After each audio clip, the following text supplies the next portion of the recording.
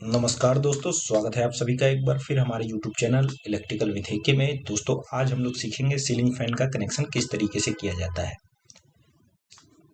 जो भी हमारा सीलिंग फैन है उसमें से कभी 3 वायर निकल कर आए होते हैं, कभी 4 वायर। तो आज मैं आपको 4 वायर के सीलिंग फैन का कनेक्शन समझाने वाला हूँ। यहाँ पर मैंने एक फैन दिखा रखा है, सीलिंग फैन, जिसका हमें कनेक्शन करना है। और यहाँ पर ये एक कैपेसिटर है जो इस फैन के साथ में हमें कनेक्ट करना है। वो मैंने अलग से यहाँ पर दिखा रखा है ताकि आपको वायरिंग अच्छे से समझ में आ जाए। और ये हमारा टर्मिनल ब्लॉक है जो इस फैन के ऊपर दिया हुआ रहता है, जिस पर हम वायर कनेक्ट करते हैं। और ये हमारा स्विच है जिससे कि हम फैन को ऑन ऑफ करेंगे। तो सबसे पहले हम लोग समझ लेते हैं कि सीलिंग फैन में से 4 तार क्यों निकल कर आते हैं।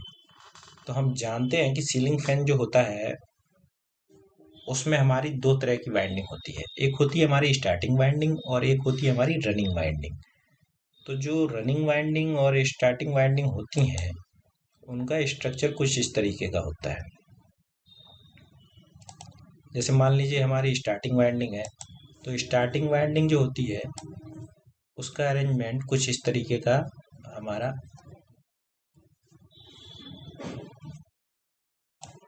इस तरीके का होता है। उसमें से 2 तार निकल कर आते हैं। ये हमारे टर्न हैं जो स्लॉट के ऊपर रहते हैं। अंदर की तरफ जो होती है वो हमारी होती है स्टार्टिंग वाइंडिंग, और जो बाहर की तरफ होती है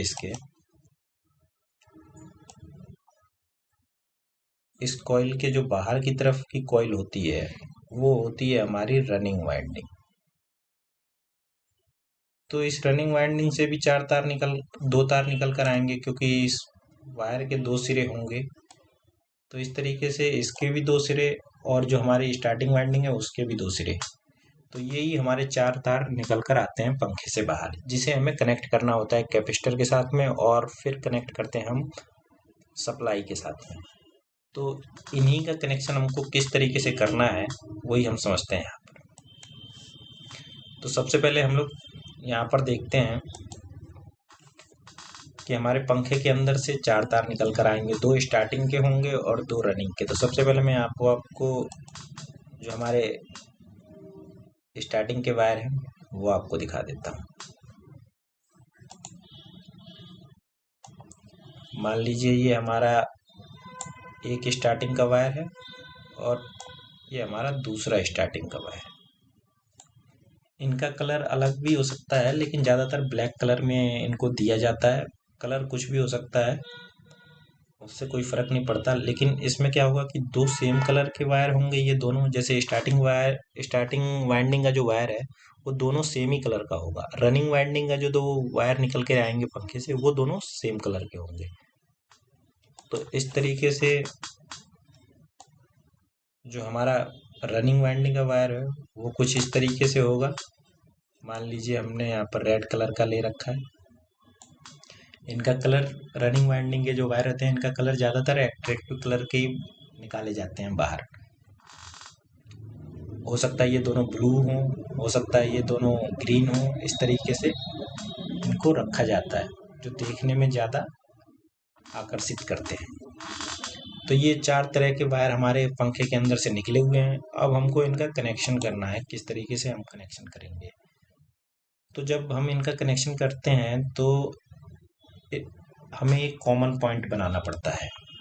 इन चारों तारों में से 2 तारों को आपस में हमको जोड़ना पड़ता है। तो वो हम 2 तार अलग अलग कलर के दोनों एक साथ लेते हैं। जैसे हमने एक स्टार्टिंग वाइंडिंग का वायर ले लिया और एक रनिंग वाइंडिंग का वायर ले लिया। इनको आपस में हम लोगों को जोड़ना होता है कॉमन पॉइंट बनाने के लिए। हम इनमें से कोई सा भी एक वायर ले सकते हैं रनिंग का, और कोई सा भी हम एक वायर ले सकते हैं स्टार्टिंग वाइंडिंग का। इसमें कोई कंफ्यूज होने की ज़रूरत नहीं है। तो मैं यहाँ से मान लीजिए ब्लैक वाले वायर को एक को लेता हूँ और जो हमारा ये टर्मिनल ब्लॉक है इस पर कनेक्ट करता हूँ। मान लीजिए मैंने यहाँ से जो हमारी स्टार्टिंग वाइंडिंग है उसका ये वायर कॉमन बनाने के लिए मैंने एक पॉइंट पर यहाँ पर कनेक्ट कर दिया। इसी तरीके से मैं अब जो हमारी रनिंग वाइंडिंग है उसका भी एक वायर लूँगा, जो दूसरा कलर होगा, उसको यहाँ आपस में एक ही पॉइंट पर इनको कनेक्ट कर दूंगा। तो ये आपस में जुड़ जाएंगे। ये हमारा कॉमन पॉइंट बन जाएगा। अब बचते हैं हमारे पास दो तार। ये दो तार बचते हैं हमारे पास, एक स्टार्टिंग वाइंडिंग का और एक रनिंग वाइंडिंग का। इनको मैं क्या करूंगा, जो हमारे यहाँ पे दोनों टर्मिनल खाली पड़े हुए हैं उन पर एक एक करके इनको कनेक्ट कर लूंगा। तो पहले मैं कनेक्ट कर लेता हूँ हमारा स्टार्टिंग वाइंडिंग का है वायर, इस तरीके से लूंगा और इसको एक पॉइंट पर कनेक्ट कर लूंगा।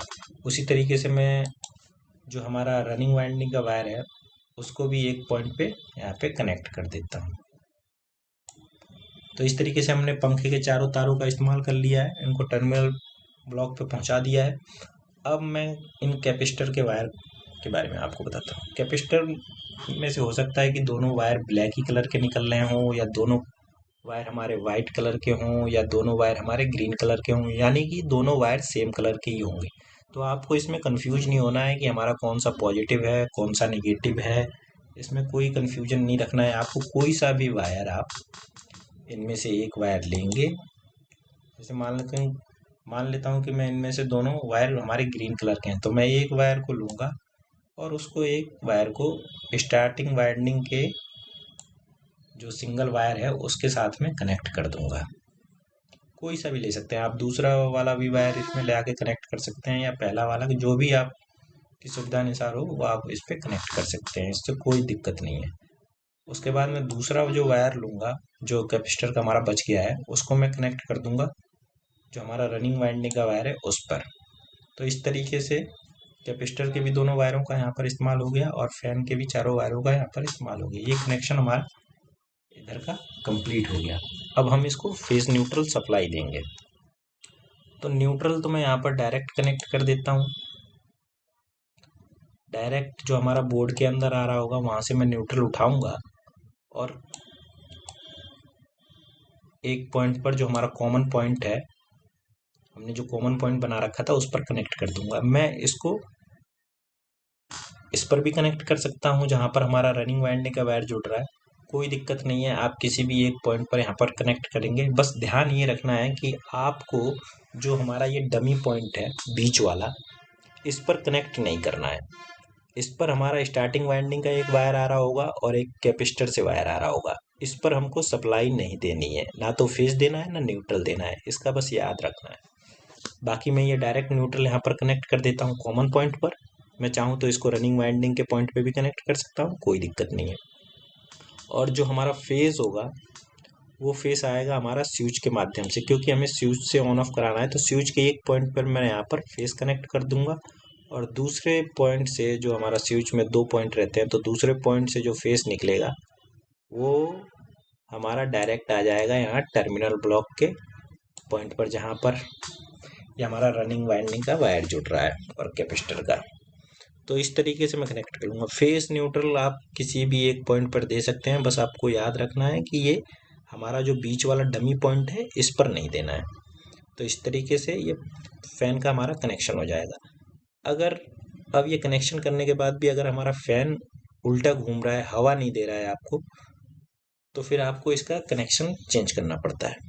चेंज करने के लिए कनेक्शन आपको क्या करना है, ये जो रनिंग वाइंडिंग का दोनों रेड कलर का जो हमारा वायर है, इनको हम क्या करेंगे कि आपस में इंटरचेंज कर लेंगे।